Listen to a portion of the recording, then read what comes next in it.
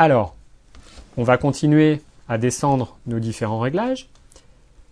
Le deuxième type de mesure, c'est ce qu'on appelle chez Canon la mesure intégrale à prépondérance centrale. Là aussi, il faut s'accrocher. C'est plus connu sous le terme de centrale pondérée.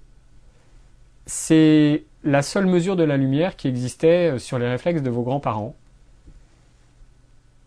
L'idée, là au moins le nom est assez explicite, en tout cas que ce soit prépondérance centrale, intégrale à prépondérance centrale ou centrale pondérée, on s'y retrouve. L'idée, c'est que la mesure de la lumière se fait sur l'ensemble de l'image. C'est une espèce de moyenne de la luminosité de l'ensemble de cette image. Donc si vous avez des zones très claires et des zones très sombres, ça va vous faire une photo intermédiaire, grise. Et malgré tout, il y a le centre de l'image qui a une valeur, on lui accorde une valeur supérieure, une pondération supérieure. C'est-à-dire qu'on suppose que ce qu'il y a au milieu de votre image, ça va être votre sujet principal, et que donc, malgré tout, ça reste la zone à privilégier.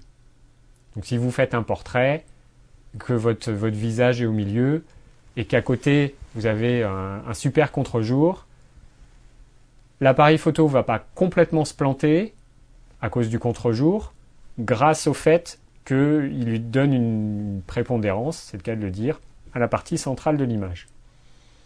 Malgré tout, c'est pas l'idéal.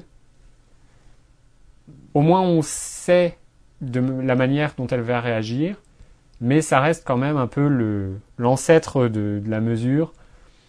Je pense que si aujourd'hui encore on a ce type de mesure dans un appareil photo, c'est surtout pour le passage de ceux qui utilisaient avant un boîtier argentique il y a 20 ou 30 ans, ou 50 même, pour qu'il ne soit pas perdu. Mais aujourd'hui, c'est une mesure qui me paraît un petit peu démodée, qui n'a plus trop de raison d'être sur ce type de réflexe.